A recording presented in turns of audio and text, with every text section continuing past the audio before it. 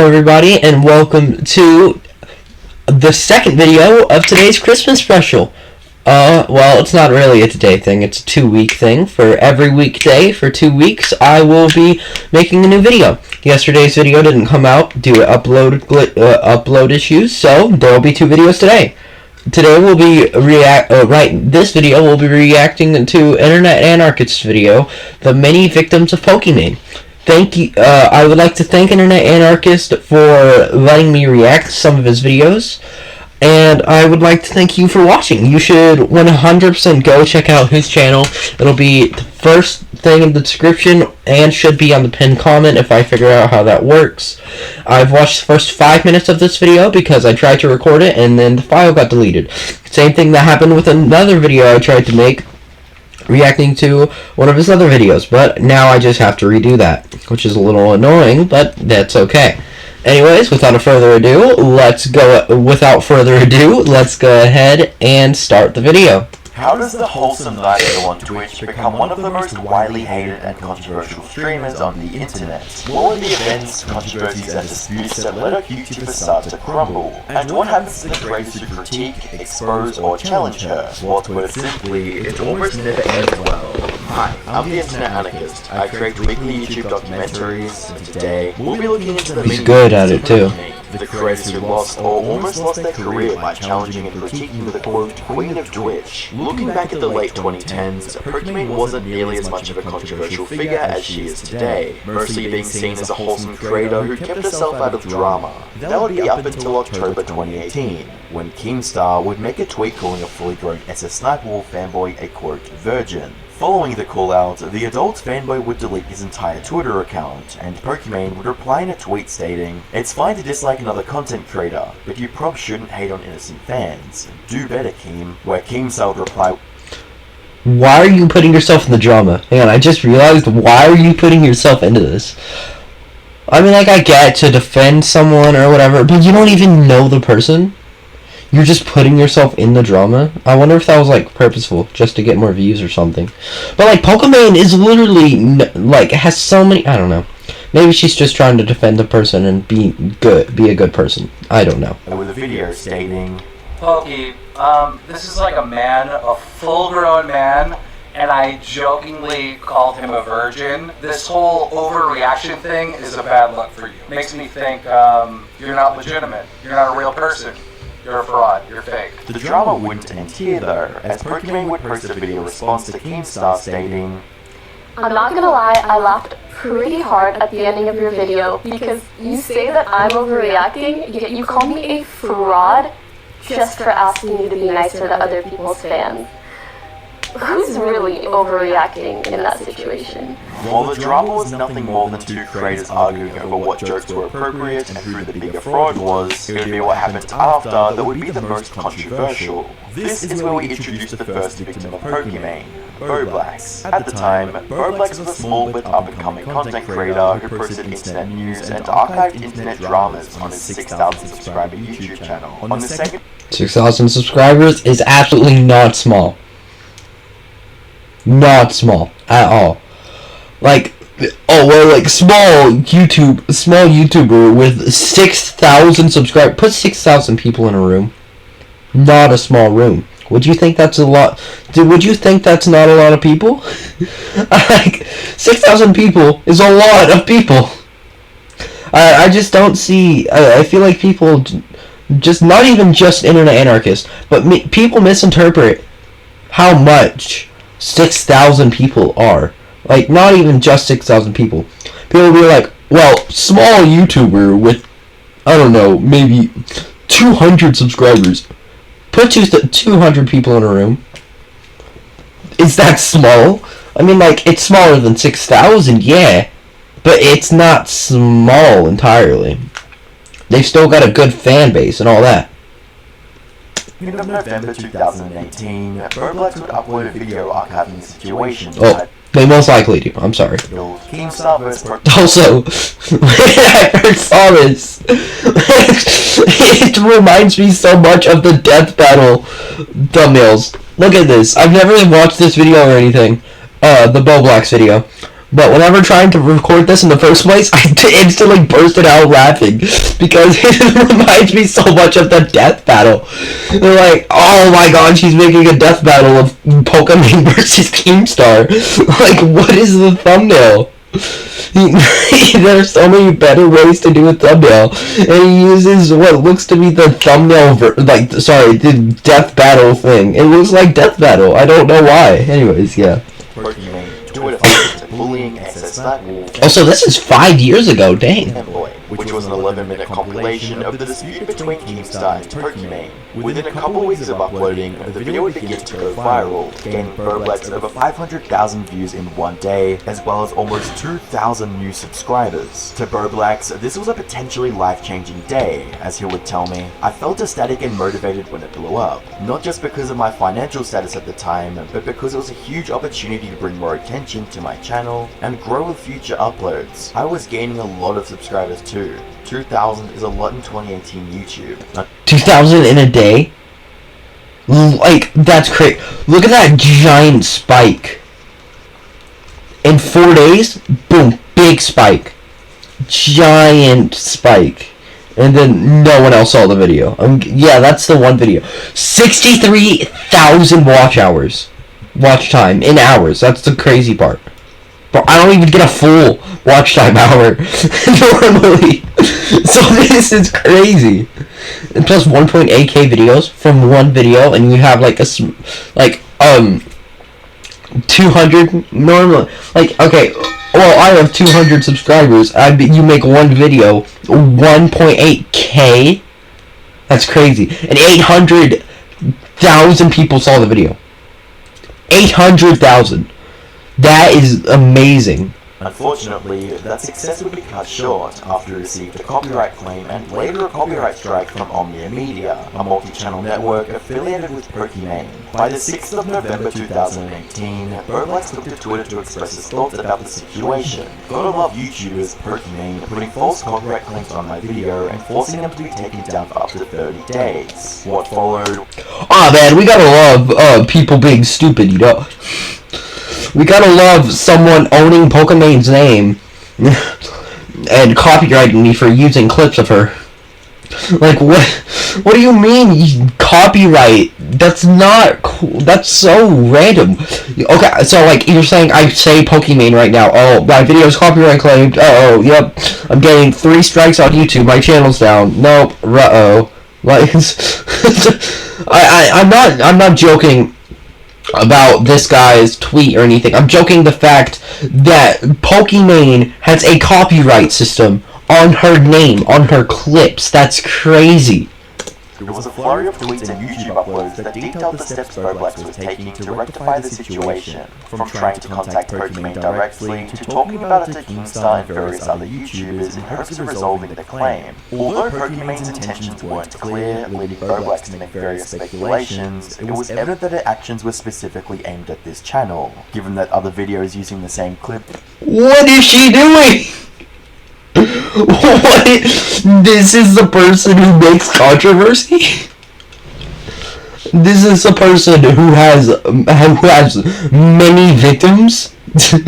Look at this. Evident that it guys, don't talk. Given that other videos using the same clip remain on the platform. I'm just kind of making this video to show you guys, like, kind of the true side behind some of these YouTubers, because if you think about it, the only reason she took this down is because she didn't want me to have success. And there could be other reasons. It could be like, oh, she doesn't want like 1 million plus people seeing those tweets she made to Keemstar. That's so embarrassing. Why are they still public on her Twitter? Why are other videos showing the same clip that just have less views still on YouTube? If she really didn't want people to see it, why didn't she also claim all those other videos and delete her tweets, something she has full control over? She can go to her Twitter and delete those tweets and nobody will see it. To everyone watching Burblax's story unfold, it seems like he has a really good point. He honestly has a really good point. Pokimane, a much larger content creator, was abusing her influence to silence a smaller creator from spreading information that she wanted to keep buried. Given the community's strong views on copyright strikes, the situation was perceived as setting a bad precedent for other content creators, and it was only a matter of time before the wave of negativity began affecting Pokimane directly, with a surge of angry comments and exposed videos on her. Due to the claim being unsubstantiated, the strike and copyright claim would be removed by YouTube. However, only 30 days after removing the video from his page, slowing his channel growth, and risking his channel being terminated. Fortunately for Boblax, the public outrage pushed Pokimane to finally reach out to him directly 2 months later. Despite Pokimane not being the one to remove the false strike, Pokimane would get away without any major consequences. And that 6,000 sub creator is now a successful creator with a respectable 300,000 subscribers. What? I've never heard of no Boblax. How do you even get that name? How do you even think of the name Boblax? Like, I'm just I'm not joking or anything. I'm actually confused. How do you get the name Boblax? He must be very, very creative or something. Or maybe he just put random words together. But Boblax is kind of a cool name, but where? Whilst Boblax's situation was coming How do you get the name? a new YouTuber would enter the concept of Pokimane's wrath. On the 28th of December, a YouTuber by the name of Fainted uploaded a video to YouTube titled The Dark Side of Pokimane, in which he discussed Pokimane's recent misuse of the copyright system against Boblax, Davsev, as well as alleged hypocrisy. We're going to be exploring this dark side. Now I want to start off with one of the more fresher controversies surrounding Pokimane. For some reason, she's been slightly out of control recently. Their voices are so similar, it threw me off. In regards to striking and removing certain people's YouTube videos. A lot of people don't like this because it comes off honestly as her having some kind of superiority complex. She's using her power to just go ahead and strike people's videos whether it's fair or not. A YouTuber called Boblax took some clips from her Twitter where she was having an argument with Keemstar regarding SS Snipeball, and it turned out into one of those crazy Twitter feuds. Literally Pokimane and Keem were both firing selfie videos at each other. So this guy took all the clips from their argument and then uploaded them into a YouTube video, and Pokimane saw it and wasn't a big fan of the fact that he'd taken her tweets and then put them onto a YouTube video. And she just thought, hey, I'm gonna strike this down, boys. I mean, claiming the video is one thing, but actually trying to take it down and issue a strike to his channel is just absolutely ridiculous, and a complete abuse of power regarding YouTube's copyright systems. She hopped into a Discord voice call with a YouTuber called Davsev. I mean, it's a pretty weird name, honestly, I don't really know how to pronounce it, but we're just gonna go Davsev. This bloke uploads generic Twitch streamer highlights, clips, and compilations. I believe the reason for her originally inviting him for this call was due to him lying in a stream chat claiming he would gift up to $5,000 worth of subs. Essentially he was behaving like a bit of a schmuck, so she called him up to discuss what he was doing, and during the school she comes across his YouTube channel, and you know what, it's a bit of a disaster, I've got to be honest. There's some shocking videos on there, mate. He continued by sharing clips. Bro, what was the game he was playing?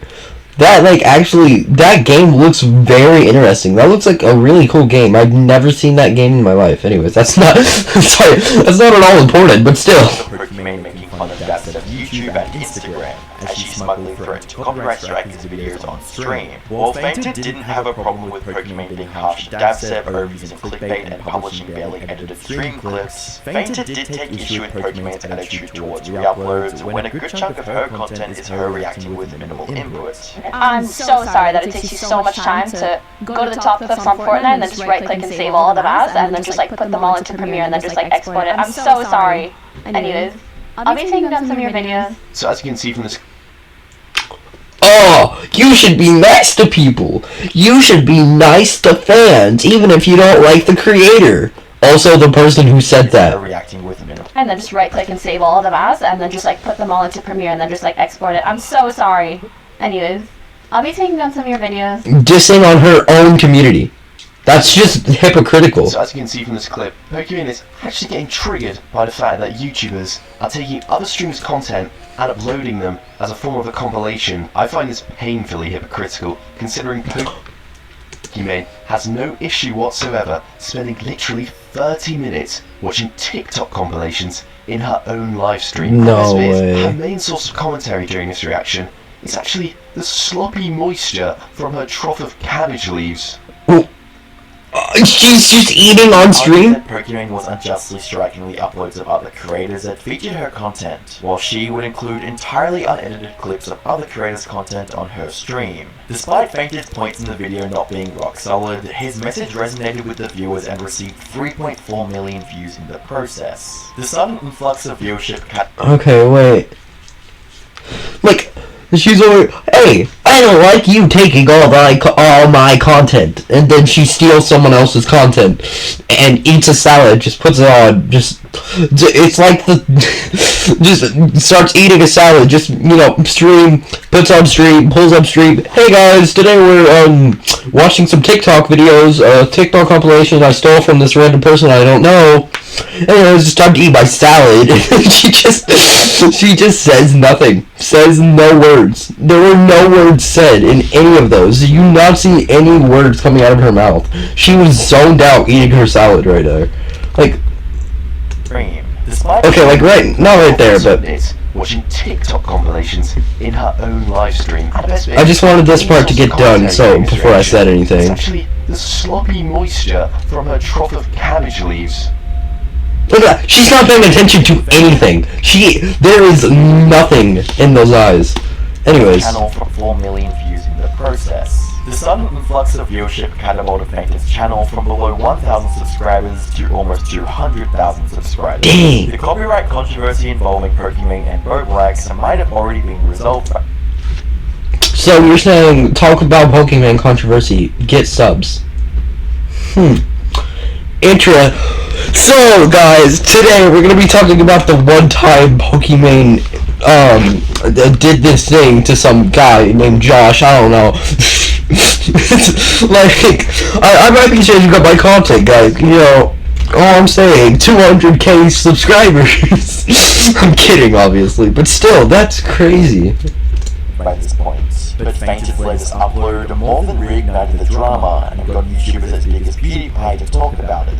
She struck this video called Keemstar vs. Pokimane Twitter Fight, bullying Cyberwolf fanboy. Now, I know about this video because it was pushed everywhere by YouTube. It was basically a Twitter feud between Keemstar and Pokimane. They uploaded videos to each other. I don't know, because Keemstar is illiterate, and for some reason Pokimane decided, yeah, I'll make a video as well. Nevertheless, someone decided... He just dissed both of them.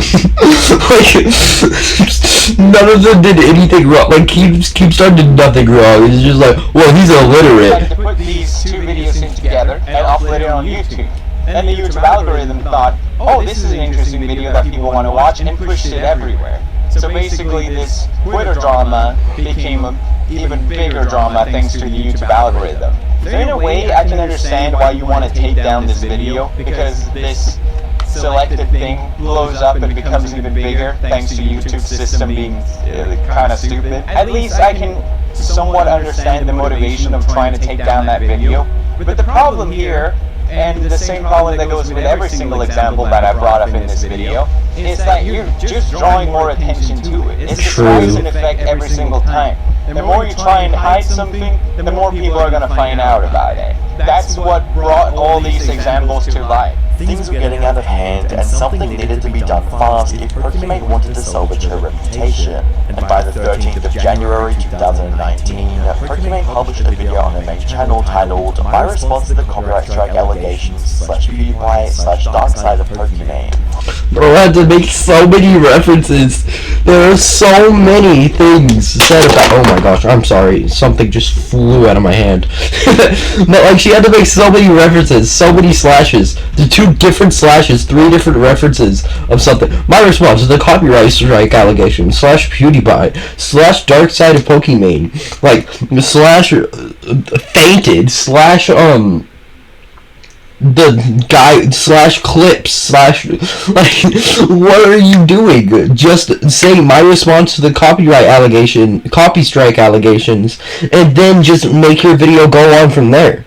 That's the best thing to do there, in my opinion. Hello friends, there's been a lot of talk recently about copy striking, claiming videos, etc. And I want to sit down, have an open and honest chat with you guys so that nobody feels like I'm just avoiding it or not responding to things. And regardless of whether you're a subscriber of mine or if you wanted an open and honest chat, you're literally a Twitch streamer. go on Twitch and stream about it. So you can actually have a chat and not I'm sitting here in front of a camera and speaking. Like, that's what I do, obviously, except I'm not in front of a camera. But, like, I'm not over here like, oh, well, I want to talk to you guys, so I'm going to sit here, go in front of a camera, not let you have a response whatsoever. Like, she might respond to stuff. I'm just saying, like, you could have Twitch streamed. Like, I don't stream, me personally. That's why I don't do stuff like that. But, like, you could have streamed. You come from another channel. I hope you watch the full video. I want to try to give you guys my point of view, the facts from my end, and give any type of clarity that I can, because I do think that there are some really important points for me to hit on and own up to, and there are also some misconceptions that I would like to clarify. The video was mainly Pokimane responding to the point PewDiePie made in his video, talking about her live stream with Dabsev, and justifying her Dabsev, that's his name, Dabsev. Right strikes on Boblax. According to Pokimane, she thought it would lessen the drama around her and Keemstar if she suppressed Boblax's video, also stating that she was within her rights to do so. Unfortunately for Pokimane, hiding the drama only made it worse. And with regards to the Dabsev stream, she recognized that she, quote, shouldn't have had that conversation on stream.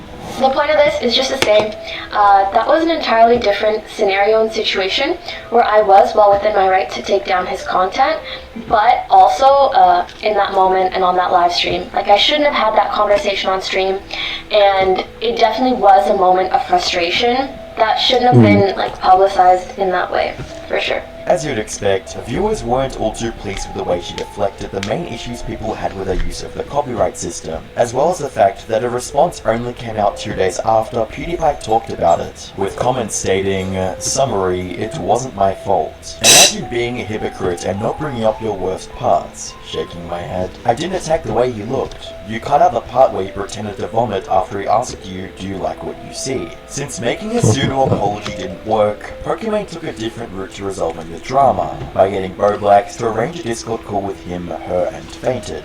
So, as a lot of people already know, streamers will claim videos that use their content very frequently, like the biggest streamers, Ninja, Shroud, Daquan, whoever else, right? And they will claim not only like full re-uploads, but also things where there's like compilations, where it's just like partially their content. They will claim part of that video or the whole video, even if it's just like 1 to 2 minutes and a compilation, but it is using their content. That is a very common thing. Now, under that assumption, if that video is not fair use and they can claim it for revenue, even though it's a compilation, the same thing would apply to Boblax's video. So if compilations are fair use, then literally all the top streamers and what all BMCNs are doing is incorrect. Yeah. So that's what pushed me to think a compilation like that with no heavy editing and no commentary is not fair use. Okay, but you didn't obviously claim it just for monetization. You striked it, which is a different situation. Yes, but at the end of the day, my point is just whether or not it's fair use. Wait. Okay, if it's a common thing, what's the point, though? What is the point? I mean, like, okay, clips, that's, you keep those up. That monetizes you. That gives you money at the end of the day. That advertises you, But, like, I get I get controversial stuff. You want that down, so you'll copyright claim it. You can copyright claim it. But, like, her defense is, oh, well, people copyright claim stuff all the time, so I just striked it, which is entirely different. You get 3 strikes. I'm pretty sure you normally just get 3 strikes as a channel, and like as a channel whole. 3 strikes, you're done. No way that is to the same level. Pokimane might have been able to put an end to the Fainted's critique in the interview, but the approach she took to silencing It's a Gundam was vastly different. On the 14th of Sorry for my mouth moving. 2020, It's a Gundam posted a video titled "Simp Willingly Goes Homeless for Pokimane." The video mostly consisted of It's a Gundam reading tweets and making light of Pokimane's fans who What is the TF2? What is that his channel thing? This looks like the Scowl from TF2 with some like anime thing helmet. I've seen it before, I just don't remember it. What is... Huh? I don't know, it might just be what he does. overly dedicated to her. I saw your 1K donation to our last stream. That's crazy, bro. I'm still below the top 10 donations. Poke Squad. Donated a little less this month because 4 months of rent were overdue, but still gotta do it. Poke Squad. Oh yeah, Poke. Oh, I love, she's amazing. And what does this one do? Poke is kawaii. Then the next guy goes, yeah man, I get it. My wife's been bugging me about this holiday I promised her like 8 months ago. But the squad comes first. Devoted hashtag Poke Squad. Think about this. Wait, hang on. No, We're big. He's looking directly at me. That caught me off guard. I'm sorry. And also my computer was being weird. But my wife has been bugging me about this holiday that you promised 8 months ago. But you donate money to a streamer. What is more important to you? Your romantic life with your wife. Your wife.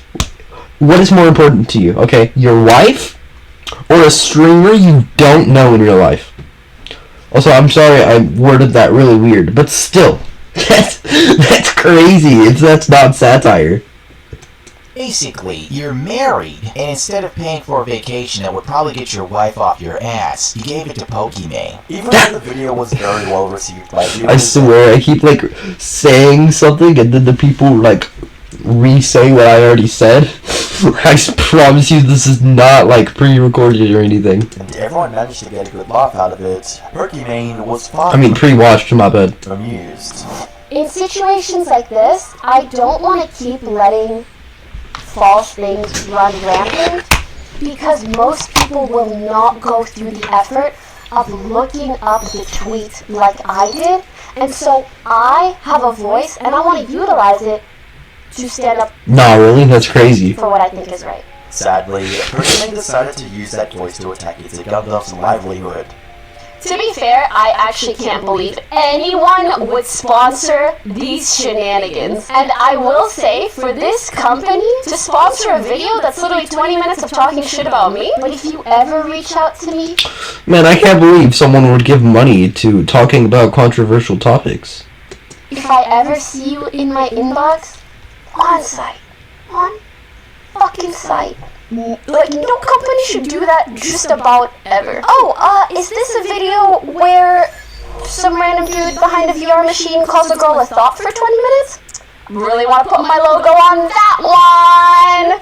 Haha! Do sponsors know what video they're sponsoring? Okay, I'm actually curious about this. Do they know what video is coming out when they try to sponsor it? I know they sponsor the channel. Well, I guess they do sponsor the video, not the channel. That would make sense. Yeah. I bet they know. Okay. Complaining about another creator making a video about you is one thing, but attacking their sponsorships for it is a completely different story. Pokimane's reaction to criticism has always been disproportional from the actual critique itself, and it was full on display with how she was willing to treat It's a Gundam, but in the end, Pokimane got what she wanted. And the sad thing is, I didn't walk away from this unscathed. I had a sponsorship kind of lined up with a big video game company. Let's just say they're big enough that E3 they had their own press conference and special presentations. Yeah, that kind of went. So I hope you're happy, folks. While losing a major sponsorship was a Is that recorded in VR chat? Now that I think of it, that actually really looks like VR chat. Is that recorded in VR chat? devastating experience for It's a Gundam, it was nothing compared to what happened to Leafy after it crossed Pokimane.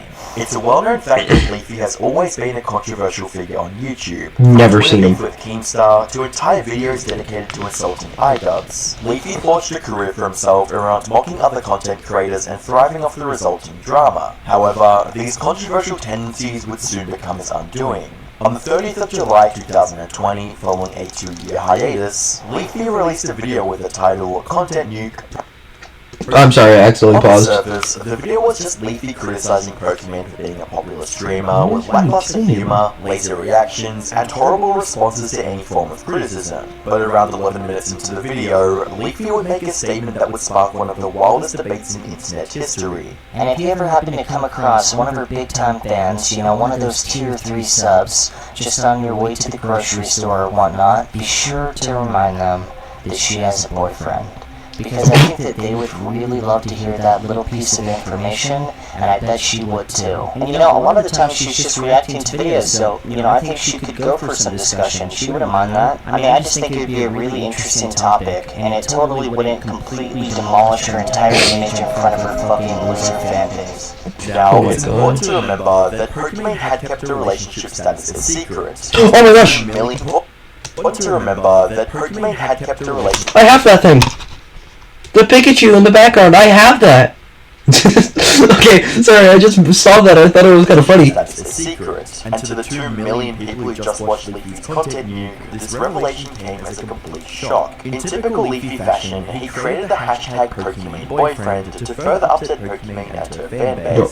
What's that muscle, man? It immediately went trending on Twitter, with almost 10,000 tweets in the first 6 hours, making jokes about Pokimane's tier 3 subs. The hashtag also rekindled hate from other controversies involving her brand, and simultaneously created a feud between YouTubers and Twitch streamers over which job was easier. Although Pokimane tried to play off the drama with tweets like, "It's time to come clean, hashtag PokimaneBoyfriend," it was obvious the drama was getting to her.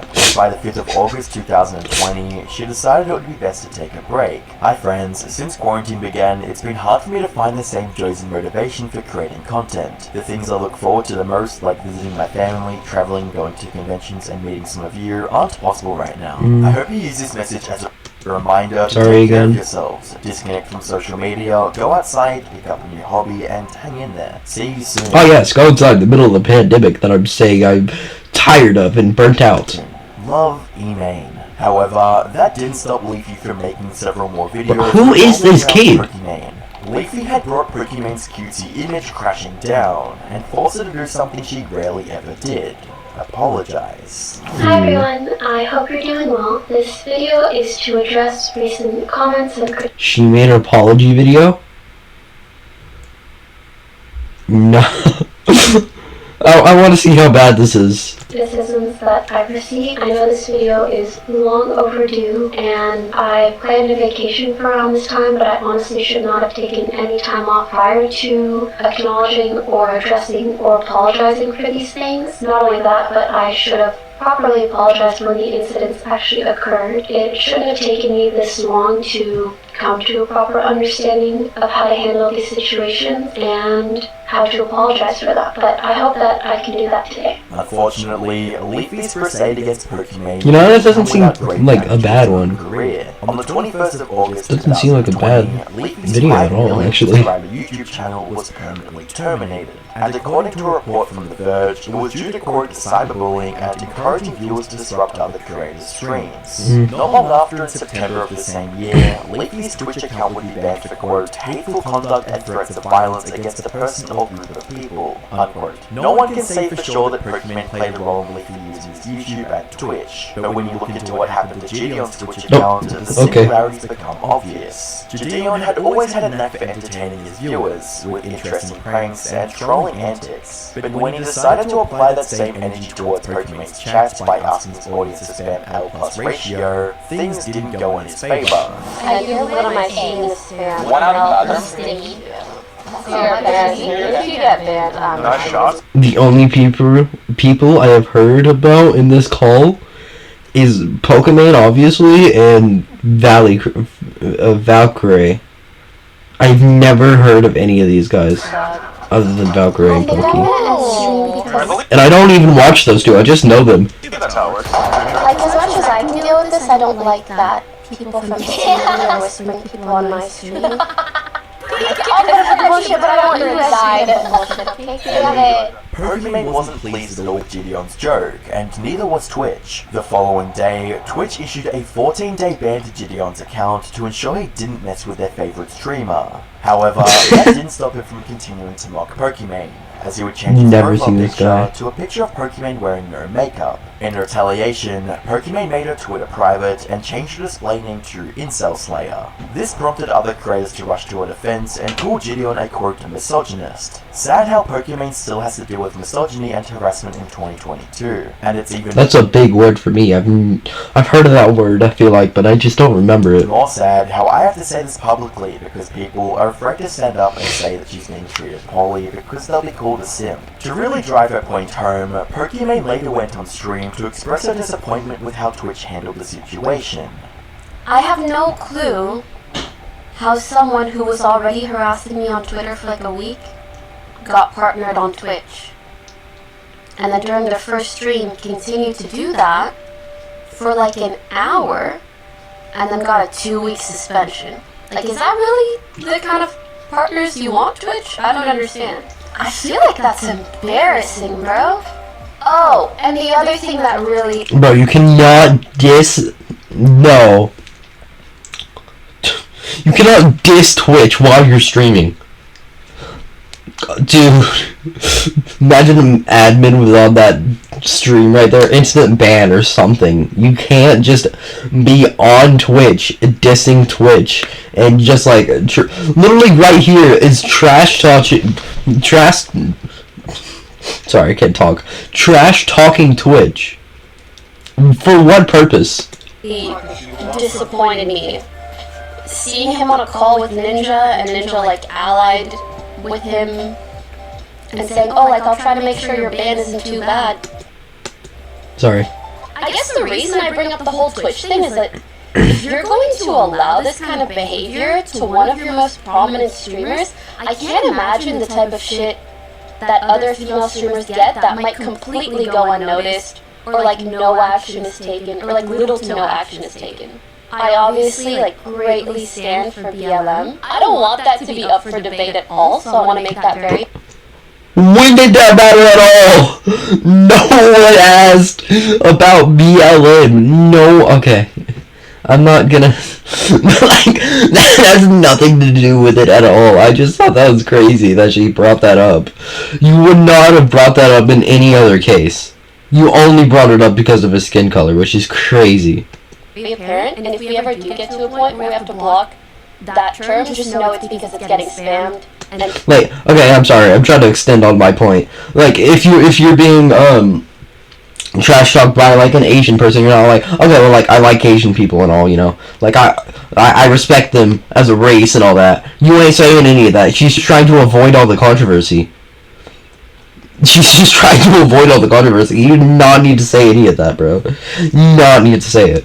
Sorry. Inappropriate things and not at all representative of my personal sentiments towards the movement. I'm literally out here just wanting to play Valorant or Minecraft. Too bad. On random evenings, and my existence is turned into like a gender topics debate.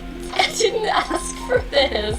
Like, even taking myself out of the equation, that's what I find so embarrassing for the platform. Like, this is what you allow? No. This is what you want a partner? Points like Gordon Rib. Like, we as a collective can do better. Pokimane has very thin skin when it comes to any form of criticism or jokes that are thrown her way, and is even more than willing to use her privileged position on Twitch to take down anyone that offends her. However, Gideon did recognize that he stepped out of line and released a statement to share his thoughts and apologize. Quoting, "Looking back, I did do certain things completely wrong. My ideal content is to always put the joke on me, but I put the joke instead on others, which is going against what I stand for to begin with. I'm not just going to sit back and listen to genuine criticism. It will make me better moving forward." He like actually genuinely apologized. Unfortunately for Gideon, he wouldn't get the chance. Following Pokimane's stream, Twitch changed Gideon's 2-week ban to a permanent one, and there was no doubt that Pokimane had a hand in it. I was good with y'all boys, bro. So, a lot of you guys already know, I got banned on Twitch. My first day being partnered. If you don't know, go look it up real quick. It'll be really easy to find out why. So I'm not here to talk about why I got banned because I deserve to get banned. It is what it is. I broke TOS. But what I am here to talk about is I'm here to ask Twitch to make it fair. Because when Twitch first banned me, I got a 14-day suspension. But after other people react to my ban and voice their opinion of that not being severe enough, my 14-day suspension went to a permaban, which I feel isn't fair. I feel that Twitch should keep my 14-day suspension, especially for a first-time offense, and not let outside factors determine, me being permaban. Despite how bleak and unfair the situation seemed, Gideon wanted to put an end to the negativity, reaching out to Pokimane directly and collaborating with her. Yeah, it doesn't matter how much beef you have with a person, you can always just squash it. Because I don't want the channel just to be about pure beef unless it's about Tyrone. There's just so much more in the world to be worried about. Why is he walking around the Target talking about this? Is he streaming right now? Wait, where did he find this footage? Just negativity and stuff like that. No, Pokey, because they call me Sean Mustard. So I first thought it was a little shot at me. I apologize. My parent walked in. I had to talk to a parent real quick. Anyways, I'm back. Let's get back.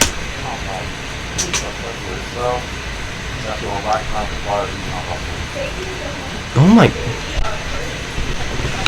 Oh yeah. Oh, that one? Are you really? Okay. Pokimane has a history of overreacting when it comes to criticism. He actually seems like a really nice guy. He actually really cared about taking down all the criticism and taking down all the drama and all that. He just wanted to. He wanted things to be good again, He that wasn't even for he looks so genuine. Or trolling. She deemed it necessary to copyright claim a video that proved the drama she was involved in and showed little remorse years later. But I was like, maybe if we do this because he had. Who is she recording with? Bro, first the guy started walking around Target, and now there's a guy with a armor head. There's a literal helmet of armor, and he has chain armor on him right now. What? What do people do on Twitch? That's actually so funny. I deleted this tweet off. And I was like, I just want this whole drama to be over. Yeah. And I made. Okay, it makes it worse. He's sitting on a podcast with a suit of armor on. Just got an iron helmet right there. Using to hold a chain, whatever the crap. I don't even know. What? There's G Fuel! Okay. Of course there's G Fuel, I'm not gonna lie. Anyways. Not the right call, with hindsight, to have that video Attacked other creators' sponsorship opportunities over Joe and manipulated Twitch's advantage on permanently because she thought their initial punishment was too light. It's safe to say that Pokimane has a tendency to take advantage of her position as Twitch's top streamer, censor or take down anyone she sees as a threat or nuisance. To make matters worse, Pokimane has extended her victimization strategies beyond just harming other creators, and decided to take advantage of her loyal fans with her latest product, Midnight Mini Cookies. At a first glance, this seems like a regular influencer product launch, but once viewers peel back the views of the marketing hype, they notice a few glaring issues. For one, the added free MCT of vitamin D that Pokimane uses to claim the product is healthy is far below the data required dose for an adult. On top of that, Pokimane claimed they were working on the formula for over 2 years. However, it is almost completely based on a white label product that was discontinued, now being sold for 3 times the price of the original, at $28 per 4 packs of cookies. To add insult to injury, Pokimane made sure to label her fancy called out on the cookies were idiots in their latest live stream. Poor people. Like, oh my god, $28 for cookies? 4 bags. That's $7 a pack. I know math is hard. When you're an idiot, but you can't. stop. If you're a broke boy, just pick up. Bro, you can't just outright call someone an idiot like that. That's not allowed. That's not okay. See, it's $7 for 1 bag of Mina cookies, which at a glance might seem like a better deal than the Costco ones that are $10, until you realize that the Costco ones have 3.5 times more cookies than the ones that Pokimane is selling. and this is by the weight being 4 ounces on Pokimane's bag, and the weight being 14 ounces on the Midnight Cookies from Costco. Now 4 divided by 14 is 0.28, so you are getting 28% of what you could be getting from Costco for only $3 Bro really pulled up the calculator and everything. That's crazy. more.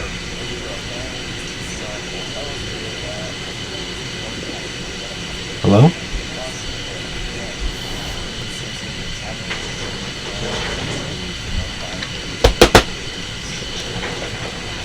Okay, he just disappeared for that. Okay, I think the audio just glitched out there or something. I don't even know. But that was a pretty cool video. And also, okay, so I'm gonna bring this up now because I just thought about it. Okay, so you know, it was about right here. You know, he was apologizing to her and all that. You know, he's been nice. If he didn't do this, Pokimane would not have done this. She would not even have thought of that. She would not even try to apologize. Anyways, with that aside, thank you to Internet Anarchist for allowing me to record and post this video. Check the pinned comment or the very top of the description to see his video. See not only his video but his channel. And thank you for watching. I hope you have an amazing rest of your day, and goodbye.